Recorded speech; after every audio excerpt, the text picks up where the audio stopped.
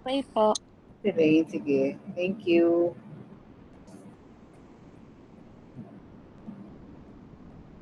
Start na. Let's start. Let us pray po. Lord, we thank you for this morning and for allowing us this opportunity to learn with our professors. May you guide us in our studies and keep us all safe. Amen. Thank you, Amen. Father, Son, Holy Spirit, Amen. So thank you, Rain. So let us continue our discussion on carbohydrates. So we were able to, ay, hindi pala ako naka-on. Discuss, no? The introduction already and the classification of carbohydrates. Okay? So let us review, no? So we always review before we start another lesson. So let me share screen.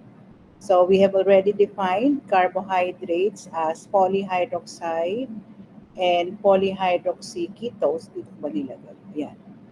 Polyhydroxyketose. But if we are going to classify aldehydes, they can also be classified according, no, to the number of saccharide groups present and according to the functional group present. We all know that the hydroxyl groups are present kasi madami sila. No? In trioses, tetroses, makikita nyo lahat ng carbohydrates may hydroxyl group. And we also know that hydroxyl groups are present in alcohols. Okay? So, according to the number of saccharide groups present, we have monosaccharides, we have ibig sabihin ng mono, isa, the prefix mono, one, and then the prefix di is two, and then oligo is two or more, up to 10 saccharide groups. And then when you say polysaccharides, it will be 10 or more saccharide groups. Okay? So, madali lang yan, ha? Yung classification. So, dalawa lang yung classifications. One is according to the number of saccharide group or groups present. And the other one is according to the functional group or groups, no, present from the aside from the hydroxyl group. So, pag sinabing aside, uh, pwera dun sa hydroxyl group, no? Meron pa palang iba.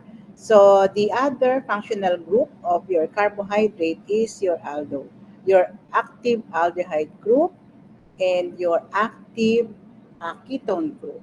So, ano yung pagkakaiba nila from our last meeting? So, madali lang ninyong malalaman, no? Kung ano yung aldose at kung ano yung ketose, depending on the position of the carbonyl group. So what's the difference between the two?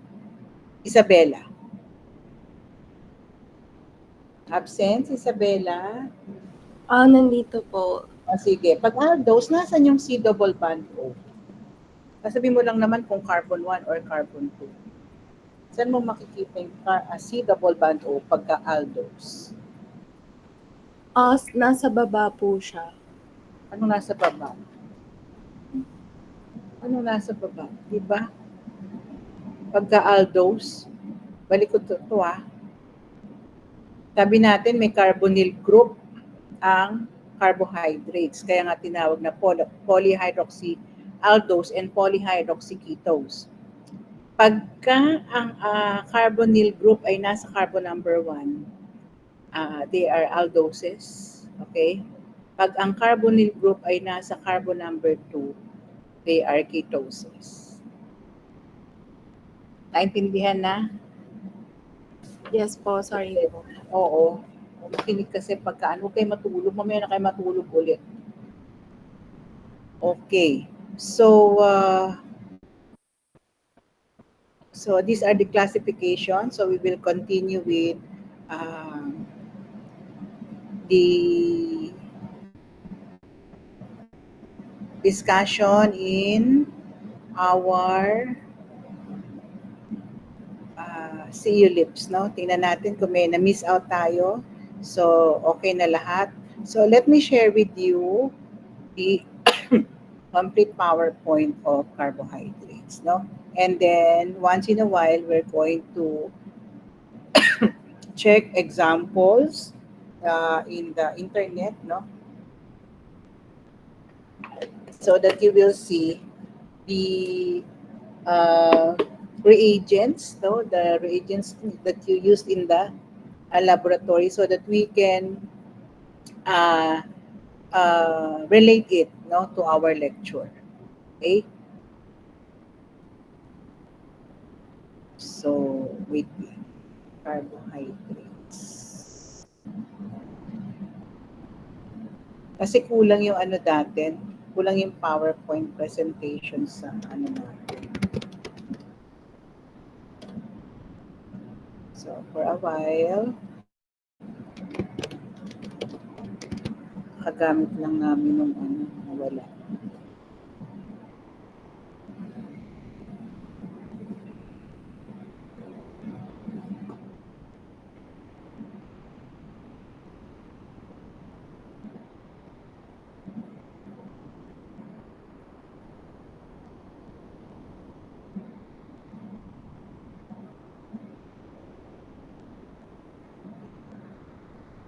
Kailangan mo confirm kasi pag nagbukas ng another email.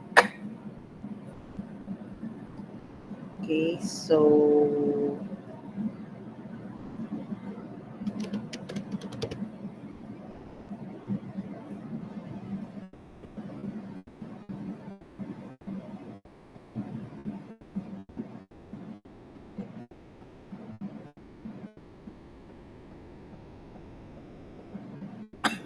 so this is the PowerPoint presentation I used, no, in the discussion of carbohydrates.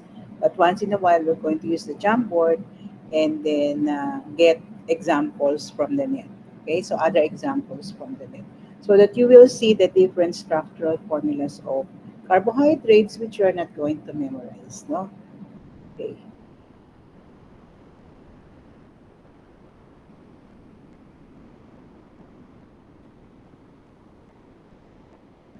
Okay, so carbohydrates is chapter 20 of your textbook. The author is Janice Korzinski Smith. Parang hindi ko alam kung anong edition na yon, but this is a very good book, no, in general organic and biochemistry. Okay, and it is good that we were able, our the head of the department was able to uh, be given a copy of the PowerPoint presentation, no? Aside from the book that was given complimentary by the CNE. Okay, so the PowerPoint presentation, we have always to cite the author of the PowerPoint presentations we are using during the lecture.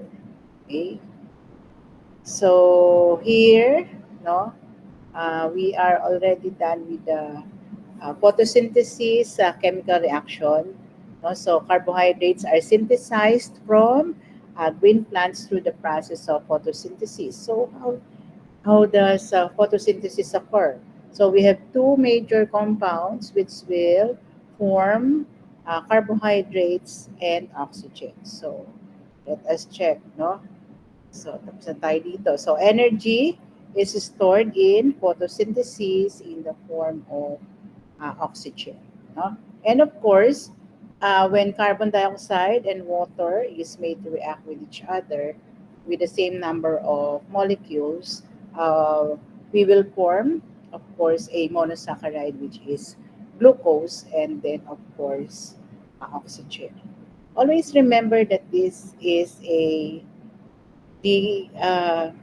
oxidation of carbohydrates is a reversible reaction. So, pwede namang carbon dioxide plus water, but not sunlight, but not using sunlight and chlorophyll, will form an alcohol and water and oxygen, I mean. Kasi, dun sabi natin, dun sa generalization natin, that all organic compounds which undergo combustion will always produce carbon dioxide and water. And if we reverse the reaction, carbon dioxide and water, they will form, no, organic compounds and oxygen. So in this case, in the process of photosynthesis, we used carbon dioxide and water as our reactants, and of course, glucose and oxygen are released as products. So it is not only glucose that has the formula C6H12O6, but there are also different other monosaccharides or hexoses with the same molecular formula. So this is only a molecular formula. So when you say molecular formula, you are given the number of atoms of each of the atoms in the compound. Kunyari, 6 yung carbon, at 12 yung hydrogen, 6 yung oxygen. Eh, hindi lang naman glucose. Ang galactose at saka fructose, ganyan din ang molecular formula. Okay? Pero yung naalala natin na ang chemical formula is C6H12O6 is your glucose molecule. Bihira nyo naman maalala yung galactose eh.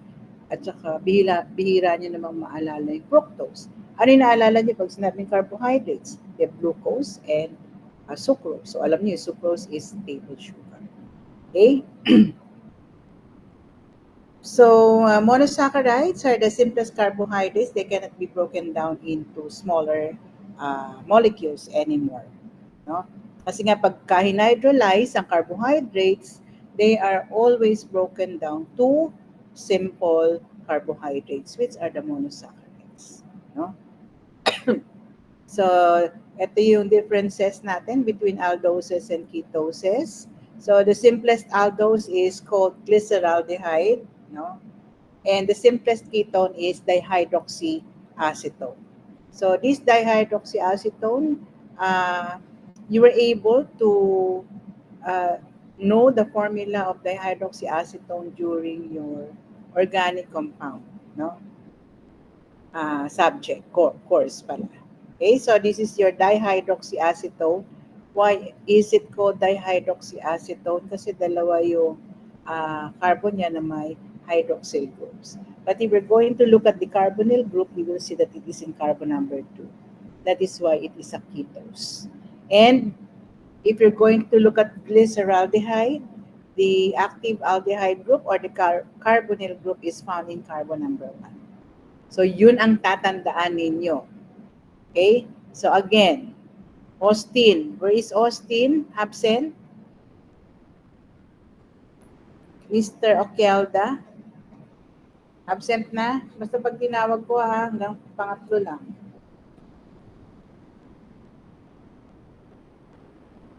Okelda, absent?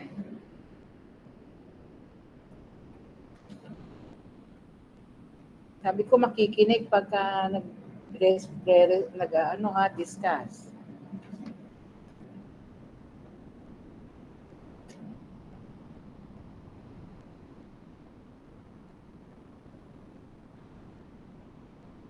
Saka huwag kayong kung saan-saan pumupunta. Miss Malabag, ay Mr. Malabag, ay Miss pala, kasi Julian Christine, absent? Miss Malabag? Yes po. Okay, so what is the difference again between an aldose and a ketose based from our example? Yan, yung nasa PowerPoint presentation. What's the difference between... Yung bond po, and then Ano? Please speak louder. Christine? Lakasan mo kasi hindi ko narinig. Will you please repeat your answer?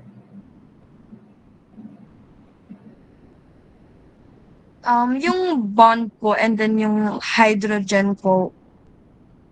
Anong ba yung hydrogen po? Paulit-ulit na lang yung aldose at ketose na yan eh. Anong bond ng hydrogen? Nakikita niyo ba yung kulay red diyan? At saka doon sa Jamboard natin. Yung CHO kasi, ang ibig sabihin niyan, C double bond O, tapos merong H. Tapos yung C double bond O is the carbonyl group. Pag aldose, yung C double bond O nasa first carbon atom.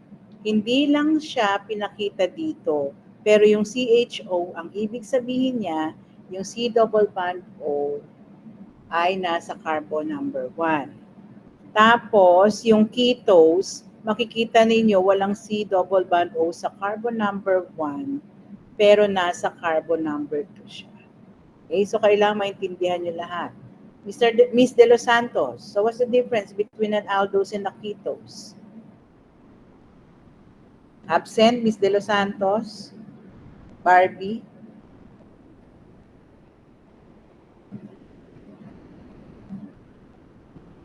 Miss Aguila, absent? Present po, ma'am. O, anong sagot? What's the difference between the two? Yung sa una po, nasa first carbon yung double bond, Ano yung una? Ano yung una? yung aldose po. Okay. Ano yung Tapos nasa first carbon atom? Anong meron sa first carbon atom?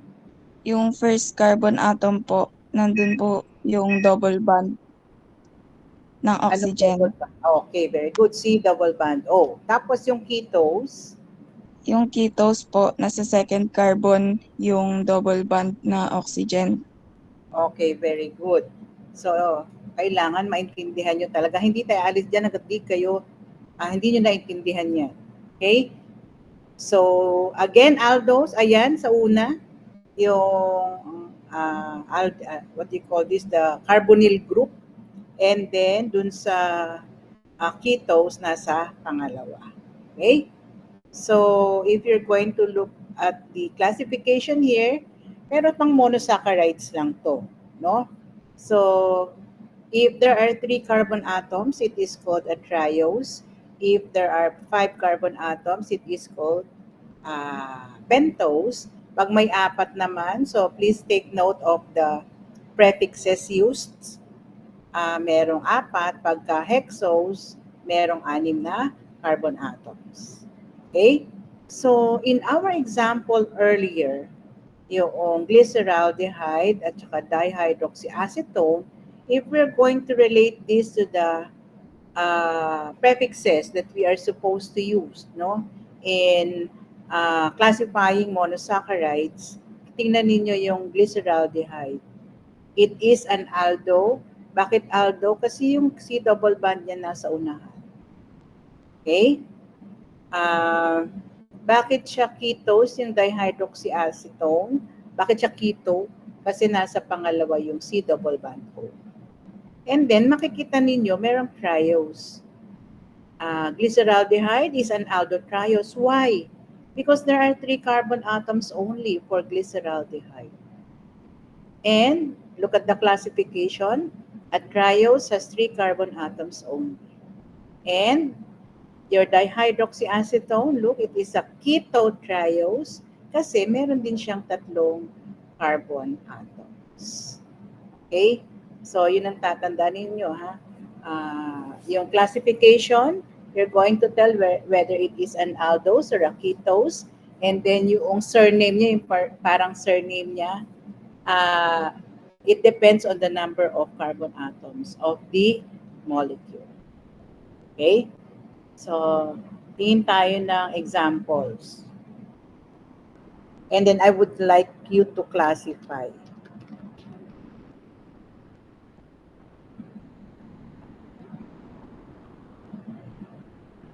Okay, so I'm going to call, ha?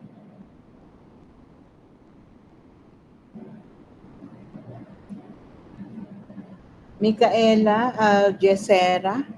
Mika. So, if you're going to look at the example here, yung malaki, ha? So, Yes, this is your silos. Okay, nakikita mo, ni? Yes. Sige, how many carbon atoms are there? Yung mga, may mga cross, no? Yung mga nasa gitna, they are called chiral carbon. So, may carbon atoms dito. Tingnan nyo, ha? This is one. Tapos, eto may carbon. May carbon din yan. Di lang pinakita. May carbon din yan. Tapos, this is the last carbon atom. So, how many carbon atoms are there? Mika? 3 po. Hoy, bilangin mo mabuti, anak. Ito ang TV nakikita ko. Ito. Kasama tong dalawa ha, sa dulo. Yung magkabilang dulo. O, ilan? 8 Ilang po. carbon atoms? Ha? 8 po. Ilan? Hala, bilangin mo. Ito, oh. Ito. Itong nasa gitna nito. Nasa gitna nito. Nasa gitna nito. Tapos ito. O, pababa lang ang bilang mo. How many carbon atoms are there? Ha, Mika. 5 Bilang. po pala. 5, very good. So, paano pagbilang nyo pag hindi nyo nakikita yung carbon atom? So, ibig sabihin, yung may mga crosses na yan, no, yung nasa gitna, they are carbon atoms. So, this is 1, 2, 3, 4, 5. Okay, so Mika, pagka 5 ang carbon atoms, anong tawag sa kanya? Mabalik tayo dun sa lesson natin. Pag 5 daw yung carbon atoms, anong tawag sa kanya? Mika? Anong tawag? Di ba kakalagay lang natin? Nasa PowerPoint presentation nyo rin yan dun sa lips. Meron dyan? O, anong tawag? Pagka ang carbohydrate, ang monosaccharide ay may 5 carbon atoms. Mika? O, eto, tingnan natin. Anong tawag? Pagka may 5 carbon atoms. Mika? Ma'am, ano po? Ano? Pentose po. Ayan, sige. Isa-isahin natin, ha? Ngayon, yung xylose, hanapin natin kung nasan yung carbonyl group. Diba makikita nyo, nandito yung CHO. Ano ngayon ang classification ng xylose? What's the classification of xylose? If we're going to classify it as an aldopentose or keto, is it an aldopentose or a ketopentose? E samantalang nasa carbon number 1 yung kanyang carbonyl group. Mika? Yes, Mika? Ma'am, aldopentose po. Very good. Ayan, natututo na kayo, ha? Okay, very good. So, this one is an aldopentose because the CH, you can see the CHO, no, in carbon number 1. So, natutuwa na ako. And there are 5 carbon atoms, therefore, it is an aldopentose. So, sige, hanap pa tayo ng ng examples para, wait lang ha. Hanap pa tayo ng examples. So, let us check.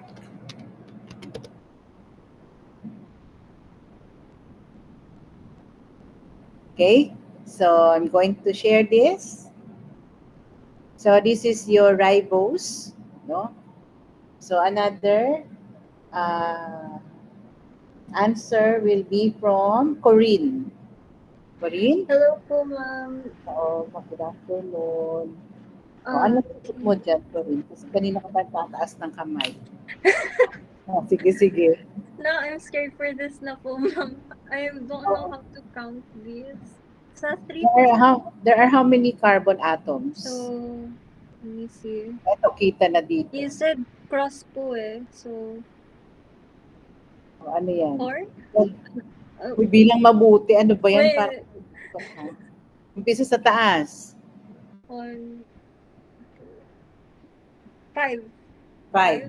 And the carbonyl group is in carbon number 1. So is it an aldo or a keto? Aldo. Aldo what?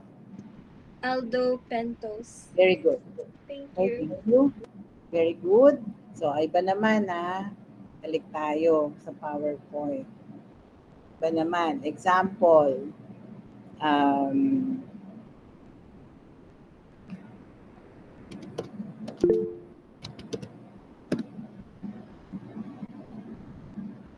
Hanap ako na. Ayan. Okay, another example. Isabella is raising her hand. So, the example is fructose. Okay, so you will see again Isabella, can you count the number of carbon atoms? Isabella, how many carbon atoms are there? Lakasan mo ni Ano po? 6 po. 6, very good. And then, where is the carbonyl group found? Sa pangalawa po. Pangalawa, so what is the classification? Dalawa lang naman yun. Hindi ko po alam kung paano siya i-pronounce eh. Keto-hexo. Yes, very good. Tama It's po a ba? keto. Tama naman. It's a keto-hexo. So, naintindihan na ha, yung aldose at saka yung hexo. Bihin niyo pag mabilis ako, okay? Bale, one step tayo magsasama, no? So, naintindihan na ha, yung difference between the two. So, we can continue now, no?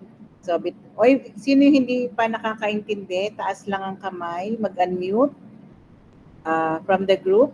Kukunti lang kayo, kaya nga masarap kayong turuan. Pero dapat nakikinig, no? Okay, so we can continue kasi na-differentiate na yung aldoses from ketoses. So, very good. So, what are the properties of carbohydrates? So, they are, of course, sweet, no? They are sweet tasting, and then they are polar compounds with high melting points, and then the presence of so many polar functional groups such as the carbonyl group and the hydroxyl group makes them water soluble. Just like sugar, di ba? Yung table sugar, it has 12 carbon atoms with 12H22O11.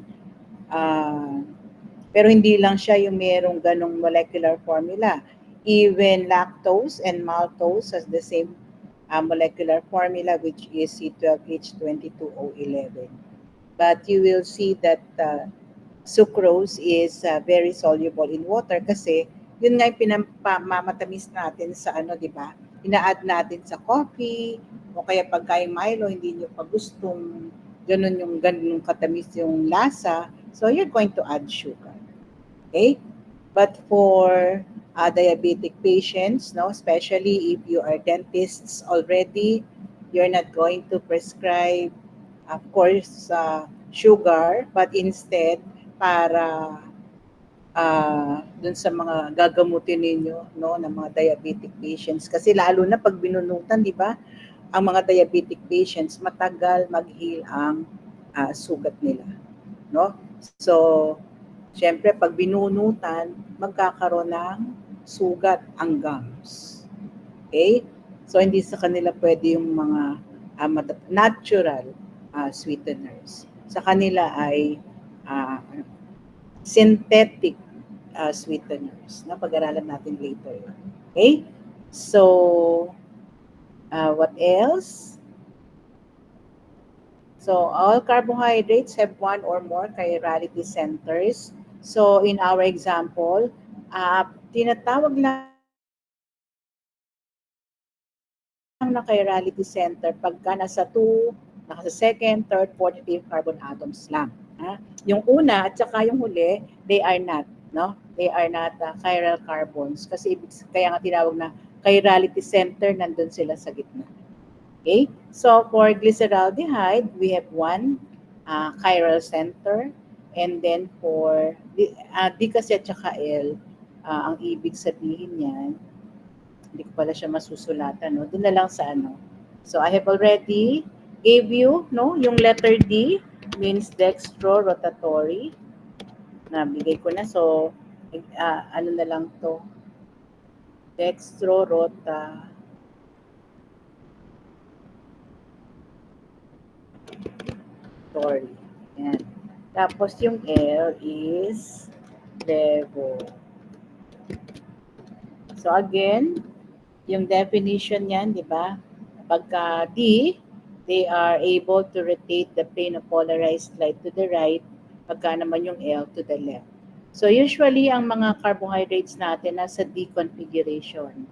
And our protein molecules are mostly, the amino acids are in the L configuration. Okay? So ito yan.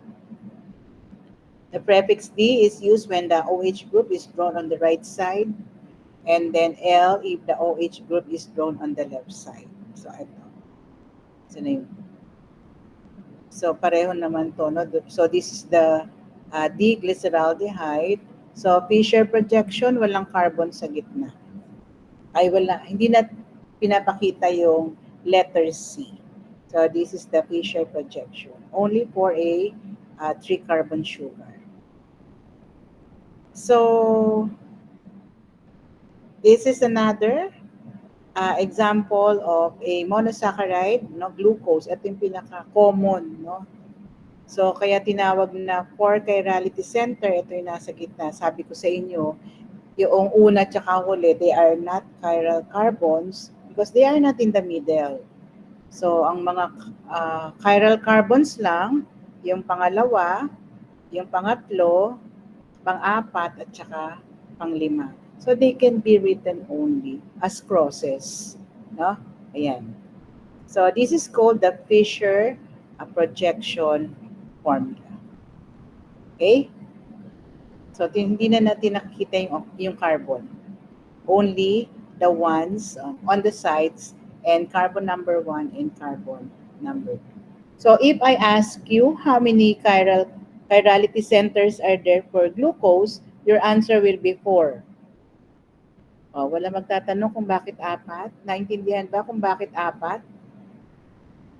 Naintindihan kung bakit 4? Okay, thank you, Austin. Nabuhay na si Austin. Ma'am, bakit po ulit 4? Sino yung nagtatanong? Wait lang. Bakit po ulit 4? Oh, sige. Bakit 4? No? So, Andrea, if you're going to count the carbon atoms here, di ba umpisa tayo sa C?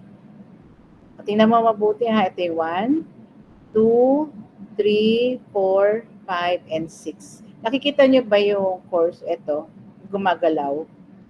Nakikita nyo ba? Okay. So, sabi ko, yung carbon number 1 at saka yung carbon number 6, hindi sila pwedeng tawagin na chiral carbons, no, or chirality centers because they are not in the center of the chain. No? Ang nasa center lang ng chain is carbon number 2, carbon number 3, carbon number 4, and carbon number 5. Okay? So, yung, bilangin natin kung ilan yung nasa gitna. So, this will be, hindi yun yung carbon 1, ha? Binibilang natin yung chiral carbon or the chirality centers of glucose. So, ilan yan? Isang carbon, kasi nasa pangalawa. Pangalawang chirality center. Pangatlo at saka pang-apat.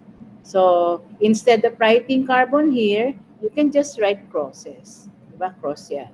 Cross, cross, cross. And how many are there? So, we have 1, we have 2, we have 3, and then we have 4. Oh, okay na, Andeng? Andrea? Okay na po. Malinaw na po. Thank you po. Thank you. So, let us continue. Paano ngayon dun sa ano? Tingnan natin another example.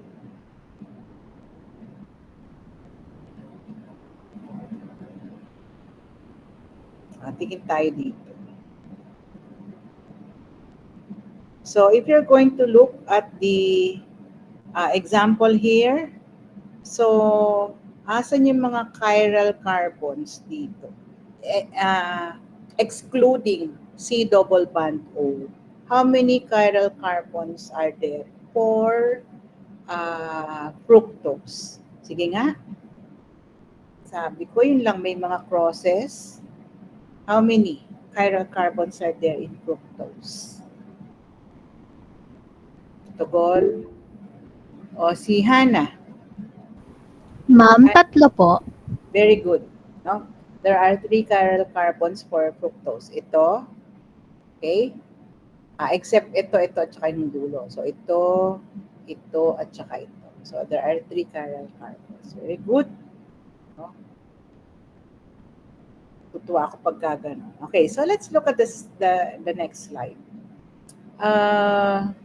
It tells here that the configuration of the chirality center farthest, no, from the carbonyl group determines whether a monosaccharide is dextro or levorotatory. So, pag sinabing farthest, nakikita niyo to, siya yung carbon na susunod sa pinaka-huling carbon atom. Okay? Ma'am, hindi po Then, nakashare po yung slide. ito na. Ayan Thank you na. po. Thank you. Si Rain yun. Si Hannah. Okay. So, pagka ganun mag-unmute ka agad kayo. Okay? So, if you're going to look at the this is slide, no? Slide number 11.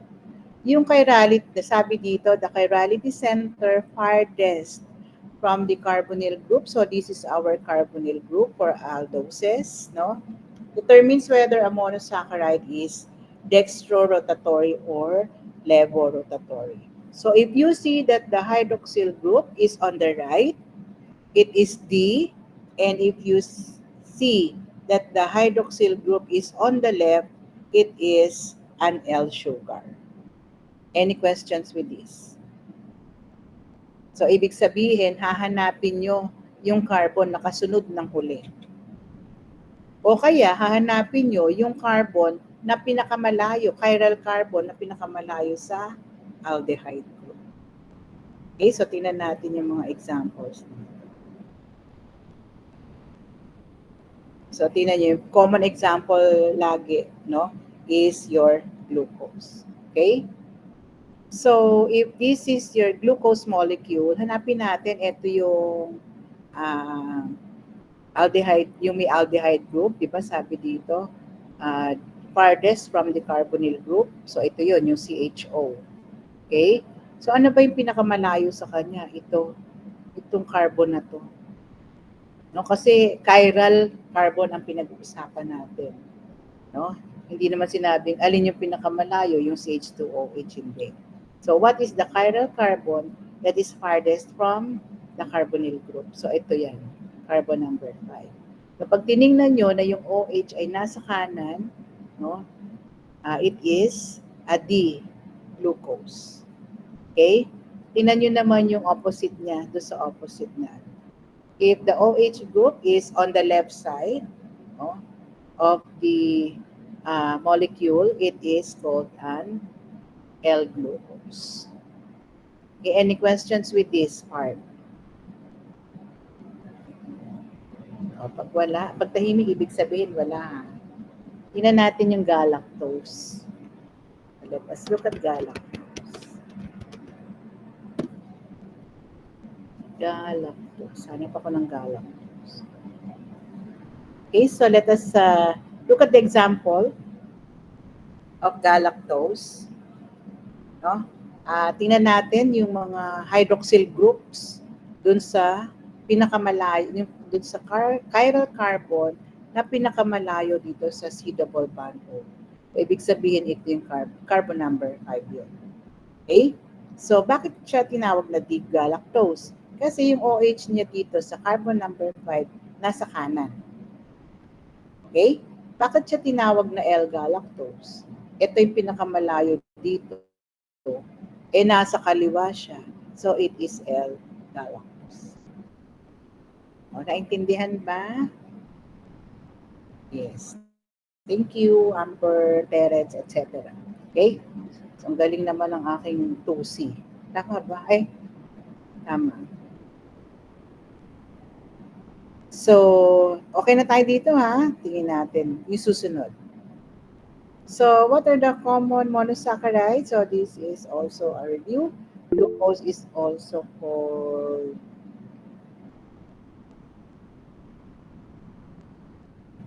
okay? Okay na ha? So, glucose is also called blood sugar. Kaya nga pagka hindi siya iniinom, no? Yung piniprescribe ng doktor, na yung dextrose ay inumin. No? Pag may sakit, it is given intravenously, no, to the patient.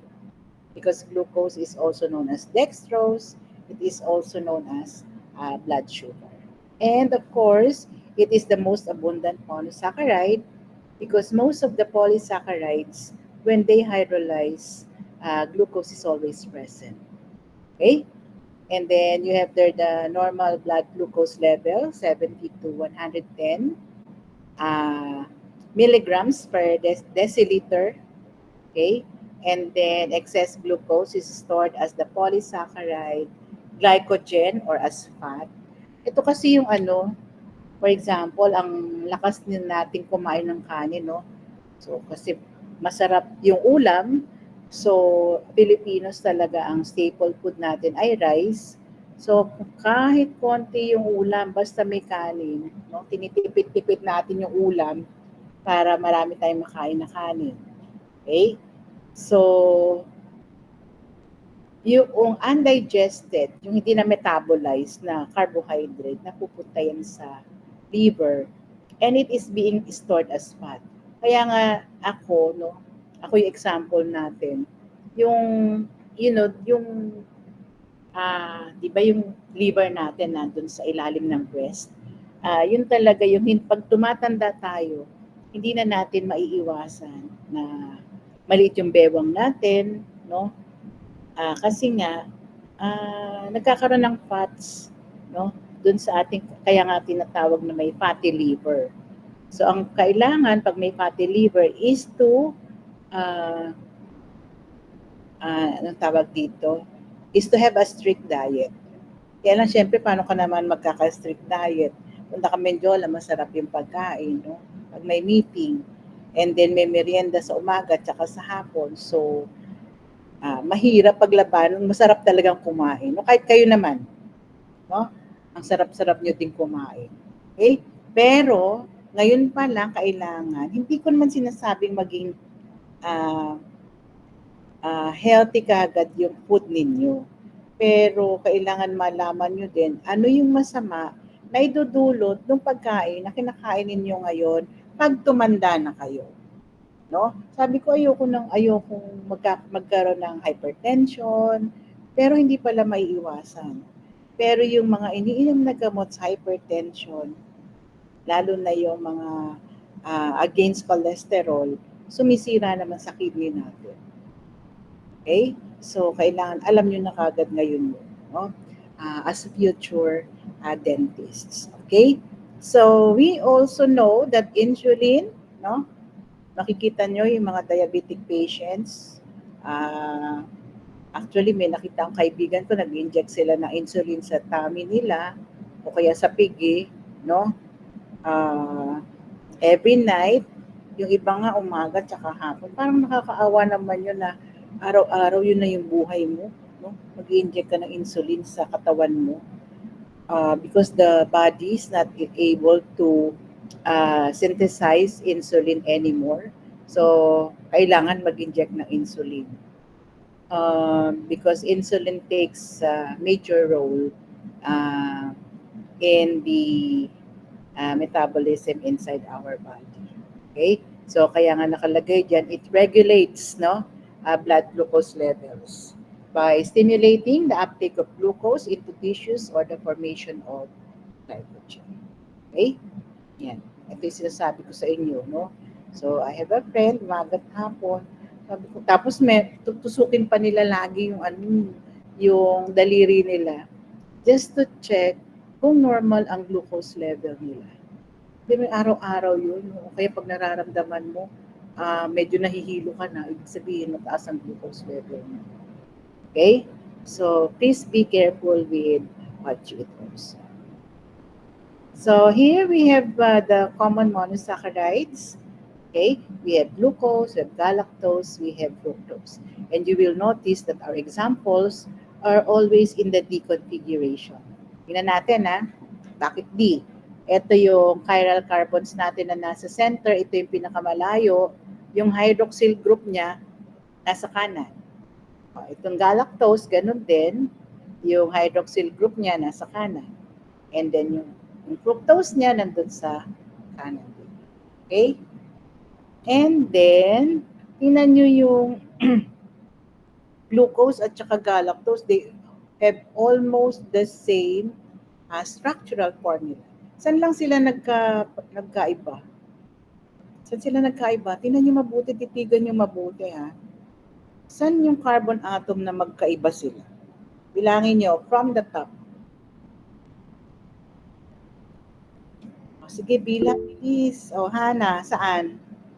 Sa carbon number 4 po. 1, 2, 3. Tingnan niyo mabuti ang bilang ha. Hindi natin pinag-uusapan yung chirality of the carbon. Ang tinatanong ko sa inyo, saang carbon atom sila nagkaiba? Carbon number 1 pareho. Carbon number 2 pareho. Carbon number 3 pareho. And this carbon number 4. Tingnan nyo, yung sa glucose, nasa kanan, yung sa galactose, nasa kaliwa. Okay? So, sa carbon, they only differ in carbon number 4. Yung glucose at saka galactose. Okay? So, galactose is one of the components of lactose, because lactose is a disaccharide. So I'm going to give you the formula to show you the formula. Ito na tayong galactose, meron na tayo doon sa taas. Yung ating PowerPoint presentation, ito na siya. And then lactose, when we go to disaccharide, pakita ko yung lactose. Okay?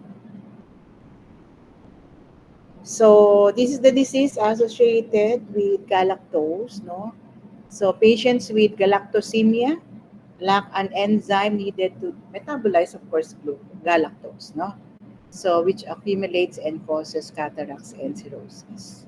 Okay?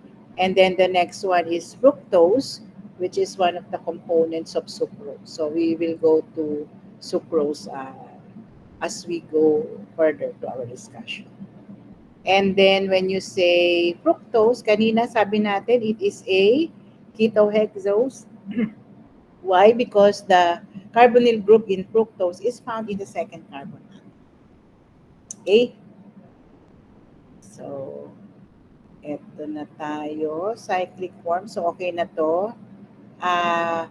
In our organic chemistry, So, we studied that when aldehydes are made to react with alcohol, they will always form a hemiacetal. So, what is a hemiacetal? Yung mare-retain yung RC at saka H. And then, yung double bond dito sa oxygen, matatanggal yung pi bond. It will, it will bond with the hydrogen from the alcohol, so magiging OH. And then, itong OR, kakabit siya sa carbon atom. Again, yung double bond dito between carbon and oxygen, matatanggal yung pi bond, it will break. Okay? Pag nag-break yung pi bond, ma-attract niya yung hydrogen from the alcohol. So, yung hydrogen, magiging partner na niya yung alcohol. So, ito yun. Tapos, yung oxygen dito, maiiwan ni hydrogen yung bond niya. So, kakabit siya ngayon sa carbon. So, ayan na siya. Okay, so this is a hemiacetal. Pag may question huwag may yang magtanong. Okay, so when the aldehyde and alcohol are on the same molecule, a stable cyclic hemiacetal is formed. And this is where we are going to form the Hayward structure of monosaccharides.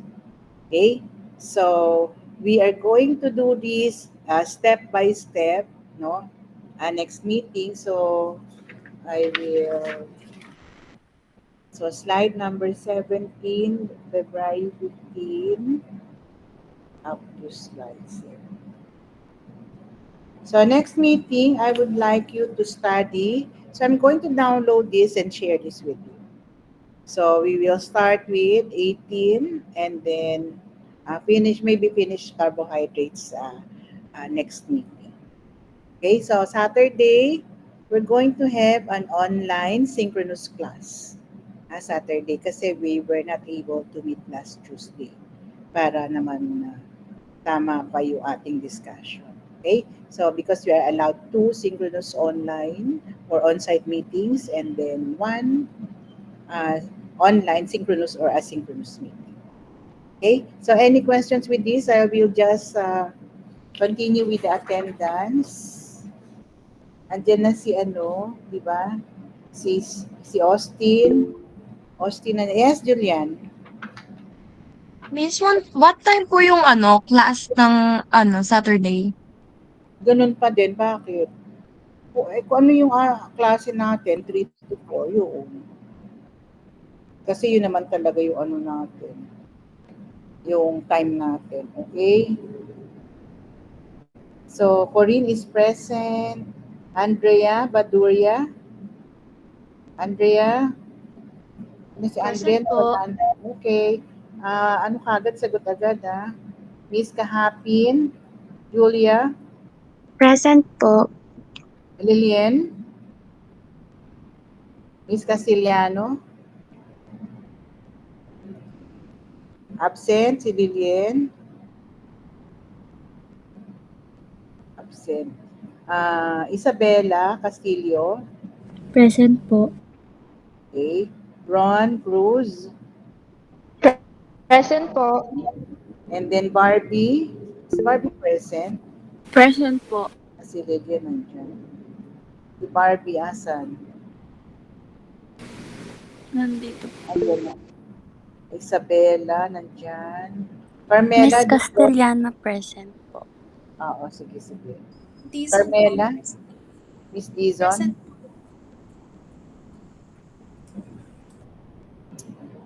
And then Rain is there.